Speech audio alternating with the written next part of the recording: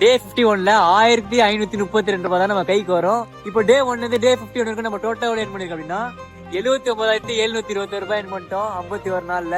டே 51 வந்து வெடிகால் நம்ம 4:26 தான் ஆஃப் பண்ணிருக்கோம். காலைல 11 மணில இருந்து வெடிகால் 4:26 வரைக்கும் நம்ம நான் ஸ்டாப்பா ஓட்டிருக்கோம். டோட்டலா நம்ம 17 ஹவர் 12 நிமிஷம் நம்ம லாகின் வந்துருக்கோம். டோட்டலா நம்ம இன்சென்டிவ் எல்லாம் சேர்த்து 2120 ரூபாய் வந்துச்சு. அதுல நம்ம கைவிட்டு போதெல்லாம் மைனஸ் பண்ணல. அதுல வந்து காலைல வண்டி எடுக்கும் போதே வந்து நம்ம 2 பஞ்சர் ஆயிடுச்சு. அது 2 பஞ்சர் போட்டதுக்கு 170 ரூபாய் ஆயிடுச்சு, அது மைனஸ். அப்புறம் நம்ம 303 ரூபாய் பெட்ரோல் போட்டா அது மைனஸ். அப்புறம் நம்ம சாப்பாடுக்கு 125 ரூபாய் செலவு போட்டா அது மைனஸ்.